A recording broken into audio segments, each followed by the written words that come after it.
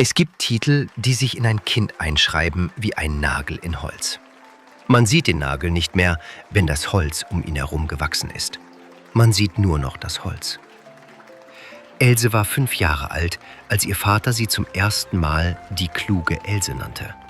Nicht als Lob, als Feststellung. Als hätte er etwas entdeckt, das schon immer da gewesen war und gäbe ihm jetzt einen Namen. Sie hatte gesagt, der Brunnen guckt komisch. 3 Tage später rutschte ein Knecht auf den nassen Rand aus. Er überlebte. Der Brunnen wurde gesperrt. Die kluge Else hat's gewusst, sagte der Vater. Er sagte es einmal, zweimal, dreimal, zu Nachbarn, zu Besuchern, zu sich selbst. Er sagte es so oft, bis der Satz nicht mehr ihr gehörte, sondern ihr vorausging, überall wohin sie trat. Seitdem saßen die 4 Wörter in ihr wie der Nagel, unsichtbar, aber da. An dem Tag, als Hans von weit her kam, saßen sie zu 4 am Tisch. Hans war ein ruhiger Mann, groß, mit Händen, die zeigten, dass er damit gearbeitet hatte, und Augen, die zeigten, dass er damit überlegt hatte. Er sprach nicht viel. Er schickte die Wörter durch den Raum wie jemand, der sie zählt, bevor er sie ausgibt. Seine Bedingung war eine einzige. Wenn sie nicht recht gescheit ist, so nehme ich sie nicht. Der Vater nickte. Die Brust eines Mannes, der einen Schatz besitzt. Oh, die hat Zwirn im Kopf. Die Mutter schloss sich an, die Stimme schnell und übertrieben wie immer, wenn das Thema Else war. Ach, die sieht den Wind auf der Gasse laufen und hört die Fliegen husten. Hans hörte zu. Er blinzelte einmal, langsam. Er trank einen Schluck. Er sagte nichts. Else saß aufrecht, die Hände flach auf dem Tisch. Sie schaute Hans an und versuchte zu verstehen, was er eigentlich fragte. Nicht seine Frage, die kannte sie, sondern was dahinter war. Was er mit gescheit meinte, wenn er es für seinen Haushalt brauchte. Sie war unsicher. Wenn sie unsicher war, falteten sich die Hände, unwillkürlich, und öffneten sich wieder. Einmal, zweimal. Sie legte sie flach, damit es aufhörte. Hans schickte ihr einen kurzen Blick herüber, den Blick eines Menschen, der etwas Wichtiges sieht und es sich für später merkt. Dann sprach die Mutter wieder. Sie soll ins Feld, sie soll dem Haushalt vorstehen, sie soll vorausdenken. Das kann die Else. Das kann die Else wie keine andere. Die Formeln klangen geprobt. Kein Stolz mehr darin, nur Gewohnheit. Die Art Sätze, die eine Familie so oft gesagt hat, dass sie nicht mehr weiß, ob sie noch glaubt, aber nicht aufhören kann, sie zu sagen, weil aufhören bedeuten würde, wir lagen falsch. Else faltete die Hände und öffnete sie wieder. Die Mutter schickte sie in den Keller. »Else, geh und hol Bier.« Else stand auf. Sie nahm den Krug von der Wand, sie klappte den Deckel mit dem Daumen auf und zu, damit ihr die Zeit nicht lang würde, während sie die Treppe hinunterging. In der Stille des Treppenhauses klang das Klappern lauter als erwartet. Sie verlangsamte es. Dann hörte sie auf. Unten Kühle, das Gewölbe, das Fass. Der Keller roch nach Stein und nassem Holz und dem Bier vom letzten Mal, das noch in der Luft hing wie ein Versprechen. Else stand vor dem Fass und überlegte. Der Hahn saß tief. Sie müsste sich bücken. Bücken bedeutete der Rücken. Der Rücken war eine Sache, über die man keine Kontrolle hatte, wenn man erst einmal nicht auf ihn Acht gab. Ein unverhoffter Schaden, der sich einschlich wie ein Gast, der nicht eingeladen war und dann nicht mehr ging. Nein, das kam nicht in Frage. Sie holte das Stühlchen aus der Ecke. Kleines Ding, 3 Beine, eines etwas kürzer als die anderen. Aber es hielt und es stellte sie in die richtige Höhe und ihr Rücken war damit aus dem Gespräch. Sie stellte den Krug vor sich hin, drehte den Hahn auf. Das Bier begann zu laufen. Ein gleichmäßiges Plätschern, beruhigend in der Kellerstille. Sie wollte die Augen nicht müßig lassen, das wäre Verschwendung, wenn man wartet und die Augen nichts tun. Also ließ sie den Blick wandern, die Wand entlang, die Gewölbedecke, die Risse im Putz, die dunkleren Stellen, wo das Wasser eingedrungen war, die Schichten, die jahrelang übereinander gewachsen waren. Das Bier lief. Ihre Augen wanderten weiter, langsam, ohne Eile. Und dann, da, gerade über ihr, steckte in der Wand eine Kreuzhacke. Aus Versehen wahrscheinlich. Die Maurer damals beim Bau. Man konnte sich das vorstellen. Ein Werkzeug weggelegt, vergessen, der Putz darum herum, und jetzt hing es da seit Jahren, halb vergraben in der Wand, das eiserne Kreuz nach unten. Else schaute die Kreuzhacke an. Das Bier lief. Sie schaute weiter. Der Gedanke kam leise. Das war seine Art. Wenn ich den Hans kriege. Das war der Anfang. Kein Alarm, nur ein Wenn. Ein Wenn war harmlos. Ein Wenn war eine Möglichkeit unter vielen. Eine Tür, die man sich anschaute, ohne sie zu öffnen. Else schaute die Kreuzhacke an. Und wir kriegen ein Kind. Logisch. Verheiratete Leute bekamen Kinder. Das war die Ordnung der Dinge. Das war nicht einmal ein Wenn mehr. Das war ein Wenn, das so nah an einem Wann war, dass es kaum einen Unterschied machte. Und das Kind ist groß, Jahre später. Das Kind, das es noch nicht gab, das noch nicht einmal gedacht worden war, bis eben jetzt, war plötzlich groß. Es hatte Beine, die es tragen konnten. Es hatte Verstand genug, eine Aufgabe zu verstehen. Es hatte ein Gesicht, noch kein bestimmtes, aber eines, das da war, irgendwo in den nächsten Jahren, wartend. Sie kannte dieses Kind, noch nicht, aber sie würde es kennen, und das war dasselbe. Und wir schickten das Kind in den Keller. Natürlich, Kinder wurden in Keller geschickt. Das war die Ordnung. Das war, was Kinder taten. Sie holten Bier, sie halfen, sie lernten den Haushalt. Das war richtig und gut. Else würde es so erziehen. Sie würde ihnen das Stühlchen zeigen, das mit den 3 Beinen, damit der Rücken, und sie würde erklären, wie man den Hahn aufdreht, ohne zu spritzen. Und das Kind würde nicken und lernen und dass es hier soll Bier zapfen. Genau hier, auf diesem Stühlchen. Genau hier unten, wo die Kühle war und der Geruch von Holz und die Decke tief. Else schaute nach oben. Die Kreuzhacke war noch da. Natürlich war sie noch da. Sie hatte sich nicht bewegt. Ein Eisenkreuz in altem Putz, vergessen von den Maurern, die lange tot waren, die es nie zurückgeholt hatten. Es hing da seit Jahren. Es würde weiterhängen. Jahre noch. Bis zu dem Jahr, in dem das Kind groß genug war. So fällt ihm die Kreuzhacke auf den Kopf. Else hörte auf zu atmen. Nicht sofort. Es kam langsam. Die Lunge, die kleiner wurde. Der Bauch, der sich zusammenzog. Der Hals, der enger wurde, als wäre da etwas drin, das keinen Platz hatte.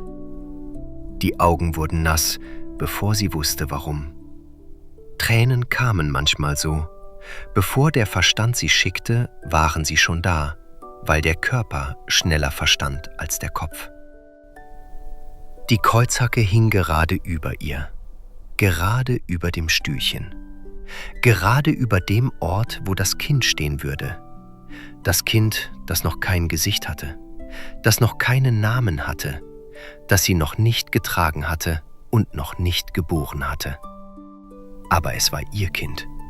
Es würde ihr Kind sein. Und es war groß. Und es stand genau hier. Und es schaute nach oben. Und schlägt's tot. Das war keine Hypothese mehr. Die Hypothese war gewesen, wenn. Aber das Wenn hatte sich durch jeden Schritt hindurch gearbeitet, Schritt für vernünftigen Schritt, und am Ende stand keines mehr. Am Ende stand ein Kind auf einem Steinboden, und die Kreuzhacke war kein abstraktes Risiko mehr. Sie war ein Gegenstand mit Gewicht und Kante und einer Neigung, mit der Zeit zu fallen. Und das Kind war unter ihr, Und das war so sicher wie alles, was Else je gewusst hatte. So sicher wie der Brunnen, der komisch geguckt hatte. So sicher wie der Knecht, der gerutscht war. Else fing an zu weinen. Nicht leise, aus Leibeskräften. Die Schultern, die Brust, das Gesicht, alles gleichzeitig. Der ganze Körper, der das Unglück ausstieß, als könnte er es so loswerden. Das Bier lief über den Rand des Krugs, lautlos, eine dünne Linie über das Holz und auf den Boden, und sie merkte es nicht. Der Krug lief voll und über, und das Bier rann in eine dunkle Pfütze neben ihren Füßen, und sie saß und schrie und weinte und sah nur die Kreuzhacke und das Kind, das es noch nicht gab, das aber trotzdem tot war, weil sie es gesehen hatte. Weil man Dinge, die man gesehen hatte, nicht ungesehen machen konnte. Das Bier hörte auf zu laufen. Die Stille war schlimmer als das Weinen. Oben warteten sie auf den Trank. Das Essen wurde kalt, die Gläser standen leer. Die Frau schickte die Magd. Die Magd kam in den Keller und fand Else auf dem Stühlchen, die Augen nass, das Gesicht gerötet, die Hände auf den Knien verschränkt und öffnend, verschränkend und öffnend. »Else, was weinst du?« Else erklärte es. Vollständig, mit jedem Schritt. Hans, das Kind, das große Kind, der Keller, der Bierhahn, das Stühlchen, die Kreuzhacke, der Kopf. Sie erklärte es genau und nüchtern, wie ein Buchhalter, der eine Summe vorliest, nur dass ihre Stimme brach bei den Wörtern »den Kopf und schlägt's tot«. Die Magd hörte zu. Ihr Gesicht verriet keine sofortige Reaktion. Die gewohnte Pause einer Frau, die gelernt hat, die Herrschaft nicht zu korrigieren. Sie schaute die Kreuzhacke an. Sie schaute Else an. Die Logik stimmte. Die Kreuzhacke war echt. Das Kind würde groß werden, der Keller würde derselbe bleiben. Wer konnte sagen, dass die Kreuzhacke nicht fiele? Was haben wir für eine kluge Else? Sie setzte sich auf den Boden neben dem Fass und fing an zu weinen. Nicht sofort, erst zögernd, ein Schlucken, dann schneller, wie jemand, der merkt, dass er begonnen hat und jetzt nicht mehr aufhören kann. Sie weinte, weil Else weinte und weil Nicht-Weinen eine Haltung erfordert hätte, die ihr niemand bezahlte und weil die Logik stimmte. Oben warteten sie auf den Trank. Die Frau schickte den Knecht. Der Knecht kam die Treppe herunter und fand 2 weinende Frauen. Er blieb stehen, fragte, »Was weint ihr denn?« Else erklärte es. Noch einmal, noch vollständiger als beim ersten Mal, weil das Erklären selbst die Geschichte wahrer machte. Als wäre die Katastrophe bei jedem Durchgang echter geworden, ein Nagel, der tiefer gedrückt wurde. Der Knecht hörte zu. Sein Gesicht durchlief eine kurze Überlegung. Er war kein unkluger Mann. Er sah die Kreuzhacke. Er sah die Magd, die weinte. Er sah Else, die weinte. Er hatte keine eigene Meinung zur Kreuzhacke, aber er hatte auch keinen Grund, nicht zu weinen. Was haben wir für eine kluge Else? Er setzte sich und fing an zu heulen. Er war der Aufrichtigste im Keller. Er weinte nicht aus Berechnung, nicht aus Mitgefühl, nicht aus Pflicht. Er weinte, weil alle weinten und weil das genug war. Wenn man ihn eine Stunde später gefragt hätte, warum er geweint hatte, hätte er gesagt, wegen dem Kind. Aber er hätte sein eigenes nicht gemeint. Oben wartete der Mann. Seine Frau war auch nicht wiedergekommen. Er wartete noch eine Weile, dann schickte er sie. Die Frau kam in den Keller und fand 3 Menschen. Else auf dem Stühlchen, die Magd und den Knecht auf dem Boden und fragte nach der Ursache. Else erklärte es zum 3. Mal. Die Wörter saßen jetzt fest. Sie kamen schnell und klar, mit dem Selbstvertrauen von jemandem, der seinen Fall kennt. »Ach, was haben wir für eine kluge Else«, Die Mutter setzte sich hin und weinte mit. Dieser Satz, den sie ihr Leben lang gesagt hatte, er stieg aus ihr heraus wie aus einem Brunnen. Er klang wie Bestätigung und wie Gewohnheit und wie eine Frage, die zu einer Aussage geworden war, weil niemand je widersprochen hatte. Die kluge Else, immer schon, immer mit Recht. Und wenn der eigene Mund diese 4 Wörter sagt, während man weint, dann weint man auch, weil der Satz es verlangt. Oben saß der Vater allein. Der Tisch war leer, das Essen war kalt. Er wartete. Er wartete. Er stand auf. Er kam in den Keller und fand 4 Menschen und fragte nach der Ursache. Und Else erklärte es zum 4. Mal, und zum 4. Mal klang es unwiderlegbar. Was für eine kluge Else! Er setzte sich und weinte auch mit. In seinem Weinen war etwas, das er selbst nicht erkannte. Die stille Erleichterung eines Mannes, der seinen Titel bestätigt sieht. Er hatte sie die kluge Else genannt, und hier war der Beweis. Sie sah das Unglück, bevor es geschah. Er hatte immer gewusst, dass er recht hatte.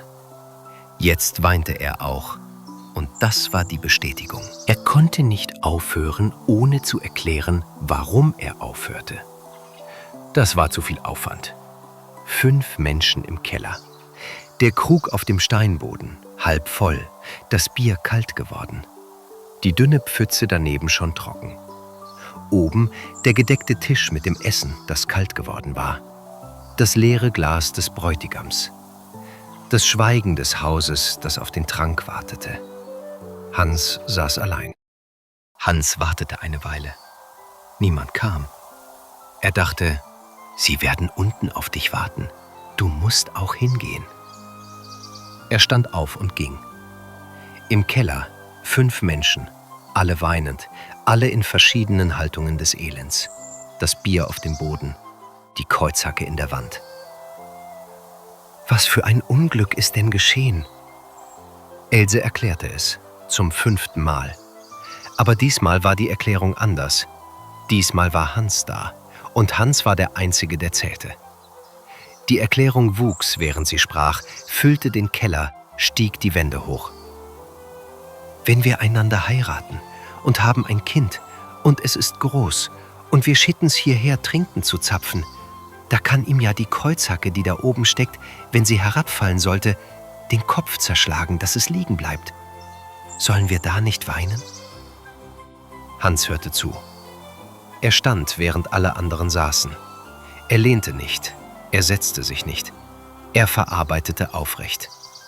Die Kreuzhacke, das Kind, der Kopf, der Keller. Else hörte auf zu sprechen. Die anderen weinten weiter. Hans schwieg. Es war still, bis auf das Weinen.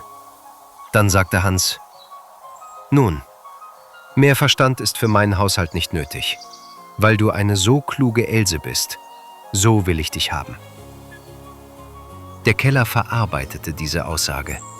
Else verarbeitete sie. Er hatte verstanden. Er war nicht erschüttert. Er war nicht weggelaufen. Er hatte die Kreuzhacke angesehen und das Kind, das noch nicht existierte, und hatte eine nüchterne Schlussfolgerung gezogen. Mehr Verstand ist für meinen Haushalt nicht nötig. Es war keine Liebeserklärung. Es war eine Inventarliste. Die Messlatte war gesetzt. Sie hatte sie erfüllt. Das war genug. Else wartete auf etwas, das nicht kam. 1 Sekunde, 2. Das Gefühl von etwas, das klingelte, irgendwo tief, und dann nicht mehr. Er streckte die Hand aus und packte ihre. Und in dem Moment, als seine Hand ihre nahm, hörte das Weinen auf. Nicht, weil das Problem gelöst war, sondern weil er die Hand nahm. Als wäre die Frage schon beantwortet, solange jemand hielt. Sie heirateten. Der Keller war leer. Die Hochzeit war ein Tag, an dem alle Formulierungen über Else noch einmal gesagt wurden. Die kluge Else. Was haben wir für eine kluge Else? Der Hans hat sich gut getroffen. Die Sätze gingen durch den Raum wie alte Bekannte, tranken mit, zogen weiter. Dann war die Hochzeit vorbei. Hans ging morgens arbeiten. Else blieb. Das Haus war da, der Herd war da, die Aufgaben waren da. Einfache Aufgaben. Zu einfach. An einem Abend kam Hans nach Hause und setzte sich an den Tisch. Das Feuer im Herd, das Knacken des Holzes, der Geruch von Rüben und Salz und dem alten Holzrauch, der sich in die Balken gefressen hatte. Else stand am Herd und rührte im Topf, der schon gerührt war. Hans griff nach dem Krug. Er trank. Er setzte ihn ab. Sie schaute rüber. Sein Gesicht, die Stirn glatt, die Augen auf dem Tisch. Kein Unmut, kein Lächeln, nichts, das lesbar war. Er war da. Ein Mann, der nach Hause kam, der saß und trank und da war. Und das Dasein war vollständig. Die kluge Else sah den Wind auf der Gasse laufen. Die kluge Else hörte die Fliegen husten. Im Keller steckte die Kreuzhacke noch immer in der Wand. »Das Korn stand heute gut«, sagte sie. Ein Satz, spezifisch. Das Richtige für eine Frau, die vorausdachte. Hans nickte. Ein Nicken. Dann die Stille, zurück. Else rührte. Ihre Hände hatten sich, irgendwo zwischen dem Schauen und dem Satz, ineinander geschlossen, die Finger verschränkt, die Knöchel hell unter der Haut. Sie öffnete sie, legte sie flach an den Topfrand. Das Eisen war heiß. Von irgendwo im Haus das Knacken der Balken, der Abend, der aus dem Holz wich. Das Haus sprach abends immer. Hans sprach nicht. Hans holte sich Brot von der Ablagefläche. Er setzte sich wieder. Er aß. Else rührte. Eines Morgens sagte Hans, bevor er die Tür hinter sich zuzog: »Geh du ins Feld und schneid das Korn, dass wir Brot haben.« Else nickte. Hans ging. Die Tür machte ein kurzes, sachliches Geräusch beim Schließen. Else stand in der Stille des Hauses und dachte nach. Das Kornschneiden war eine Aufgabe, eine klare Aufgabe. Sie würde sie erledigen. Aber wenn man schon aufs Feld ging, sollte man auch etwas mitbringen, damit die Zeit nicht lang würde. Einen Brei zum Beispiel. Sie konnte sich einen Brei kochen, ihn mitnehmen, ihn essen, wenn sie eine Pause brauchte. Das war vorausschauend. Das war klug. Sie stellte den Topf aufs Feuer. Sie nahm die Sense von der Wand und den Topf vom Herd und trat in den Hof. Neben der Stalltür hing das Vogelgarn, ein Gewirr aus Schnüren mit kleinen Schellen, das Hans für die Vögel aufgehängt hatte, die ins Korn kamen. Sie trat daran vorbei. Der Acker lag still in der Mittagssonne. Die Halme standen hoch und reif, goldig im Licht, dicht an dicht. Und das Rauschen, wenn der Wind durchging, war das Geräusch von etwas, das auf das Messer wartet. Else stand am Rand und schaute. In ihrer Hand die Sense. Neben ihr der Topf mit dem Brei. Hinter ihr der lange Weg hierher, der Morgen, die Stille des Hauses nach Hans Weggang, das Feuer und der Topf und die Zeit, die vergangen war, während der Brei kochte. Was tue ich? Schneid ich eher oder esse ich eher? Die Frage war vollkommen vernünftig. Nicht Faulheit, Priorisierung. Man konnte gut oder schlecht anfangen. Wenn man arbeitete mit leerem Bauch, arbeitete man schlechter. Das war keine Meinung, das war Physiologie. Else kannte das. Sie hatte ihren Körper beobachtet. Ein leerer Magen machte den Kopf unruhig und ein unruhiger Kopf schnitt ungleichmäßig. Also erst essen. Das war klug. »Hi, ich will erst essen.« Sie setzte sich an den Feldrand, die Sense neben ihr in das Gras gelegt, der Topf auf den Knien. Der Brei war gut. Sie hatte ihn gut gemacht, mit Salz, mit der richtigen Konsistenz, nicht zu fest und nicht zu flüssig. Das Korn stand hinter ihr, geduldig. Die Sonne stand hoch und warm. Else aß, langsamer als beabsichtigt, weil der Brei warm war und die Sonne auf dem Rücken lag und der Feldrand weich war unter ihr. Als der Topf leer war, stellte sie ihn ins Gras. Sie schaute das Korn an. Es stand, wie es gestanden hatte, hoch, reif, gleichmäßig. Es war sehr viel Korn. Irgendwo im Dorf arbeitete Hans. Er würde am Abend heimkommen. Er würde fragen, ruhig, ohne Akzent, die Stimme eines Mannes, der ein Ergebnis abwartet. »Hast du das Korn geschnitten?« Sie würde antworten, das war klar. Aber die Stille davor, die des Hauses, die des Feldes, die Stille, die weder anklagte noch lobte und einfach wartete, diese Stille kannte Else noch nicht. Was damit anzufangen war, wusste sie nicht. Was tue ich? Schneid ich eher oder schlafe ich eher? Der Magen war voll.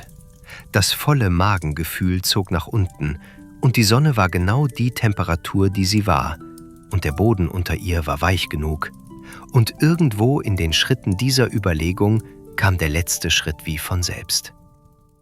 Hey, ich will erst schlafen. Sie legte sich auf den Rücken. Das Korn stand um sie herum, die Halme höher, als sie jetzt war, ein kleines Gewölbe aus goldenem Licht. Der Brei lag schwer und warm im Bauch. Die Sonne war angenehm. Das Schlafen war die einzige Entscheidung, in der nichts falsch gemacht werden konnte. Die Sonne wanderte. Über ihr wechselte das Licht, von hoch zu schräg, von schräg zu lang, von lang zu dem warmen Abendorange, das alles ein bisschen ruhiger machte. Das Korn stand ungeschnitten, der Topf stand leer im Gras. Else schlief, tief, ohne sich zu drehen. Hans kam vor Abend nach Hause. Die Else war nicht da. Er wartete. Die Minuten gingen. Er dachte, was habe ich für eine kluge Else? Die ist so fleißig, dass sie nicht einmal nach Hause kommt und isst. Dann wurde es Abend und sie kam noch immer nicht. Er ging hinaus aufs Feld. Das Korn stand wie am Morgen, nichts geschnitten. In der Mitte Else, schlafend, das Gesicht halb im Korn, die Sense neben ihr, der leere Topf daneben. Hans stand und schaute sie an. Er war nicht wütend, Wut wäre zu viel. Wut hätte bedeutet, er hätte mehr erwartet als das. Er hatte etwas erwartet. Eine Frau, die vorausdenkt, die plant, die seinen Haushalt verwaltet. Die kluge Else. Und was er fand, war eine schlafende Frau in einem ungemähten Feld.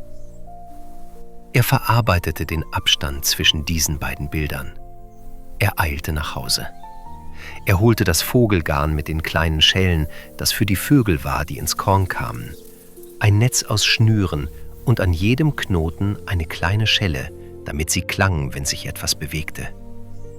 Er kehrte zurück. Else schlief noch immer. Hans kniete neben ihr und hing das Vogelgarn um sie herum. Er arbeitete ruhig und präzise, wie bei einer handwerklichen Aufgabe, die Handgriffe gleichmäßig, ohne Eile. Er schob die Schnüre unter ihre Schultern, unter ihre Hüften, legte sie über ihre Beine. Die kleinen Schellen klingelten leise bei jedem Knoten. Er war näher an ihr in diesem Moment als je zuvor. Die Hände an ihrem Körper, das Gesicht über ihr.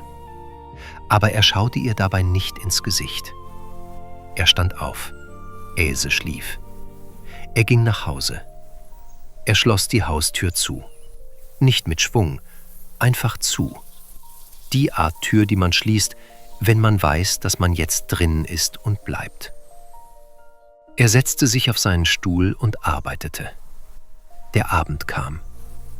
Die Schatten wurden lang und dann schwarz. Das Feld draußen verschwand in der Dunkelheit. Hans arbeitete. Er wartete auf nichts. Es war schon ganz dunkel, als Else aufwachte. Nicht sofort. Erst ein Halberwachen. Die Augen, die das Dunkel sahen und es nicht einordneten. Der Körper, der noch lag und nicht wusste, warum er lag. Das Gefühl von Gras und Korn unter der Hand. Die Kühle, die Nacht. Dann vollständig, aufrecht, die Hände auf dem Boden, die Augen offen. Dunkel. Sie stand auf. Das Rascheln kam zuerst. Das Rascheln des Garns, der Schnüre, die sich mit ihr bewegten. Dann bei jedem Schritt die Schellen.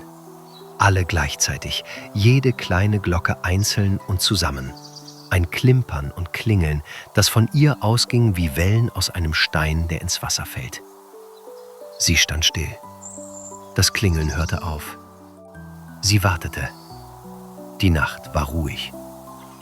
Else schaute nach unten. Ihre Hände, nur dunkel. Sie bewegte sie, das Klingeln. Sie hielt sie still, Stille. Sie bewegte sie wieder, Klingeln. Das Geräusch kam von ihr. Das war der Kern des Problems. Es kam von ihr, aber sie kannte es nicht. Sie trug es, aber sie hatte es nicht angelegt. Jemand hatte es um sie gehängt, während sie schlief. Jemand, der wusste, wer sie war und jetzt ein Geräusch aus ihr gemacht hatte. Ein Instrument, ein Ding, das klingelte, wenn es sich bewegte. Bin ich's oder bin ich's nicht? Die Frage kam ohne Vorwarnung. 4 Wörter, dieselbe Struktur wie die anderen 4 Wörter, die immer da gewesen waren. Sie hatte immer gewusst, wer sie war. Die kluge Else. Das war klar, das war sicher, das war nie eine Frage gewesen. Jetzt standen diese 4 Wörter in der Luft des abendlichen Feldes und passten nicht zu dem Körper, der unter dem Vogelgarn stand und klingelte, wenn er sich bewegte, und den niemand kannte. Bin ich's oder bin ich's nicht? Sie faltete die Hände, öffnete sie, faltete sie, öffnete sie. Das war ihr Ding, immer gewesen. Wenn sie nicht wusste, falteten sich die Hände und öffneten sich und falteten sich. Die Hände wussten die Antwort manchmal schneller als der Kopf. Die Hände sagten nichts. Nur Hände. Sie stand lange so. Das Grillen in der Ferne, das leise Atmen des Feldes, das Korn, das sich minimal bewegte, obwohl kein Wind war. Ich will nach Hause gehen und fragen, ob ich's bin oder ob ich's nicht bin. Die werden's ja wissen. Ja, das war richtig. Das war der einzige vernünftige Schritt. Die anderen, die hatten sie immer gekannt. Der Vater hatte sie benannt, die Mutter hatte sie bestätigt, Hans hatte sie geprüft und genommen. Zu Hause war die Antwort. Zu Hause wussten sie es. Sie lief los. Jeder Schritt, klingeln. Durch das abgemähte Gras, den Weg entlang, in die Dunkelheit des Dorfes hinein. Die Schellen klingelten nicht böse, sie klingelten einfach, gleichgültig und stetig und ohne Interesse daran, wer sie trug oder was sie bedeuteten. Die Haustür war verschlossen.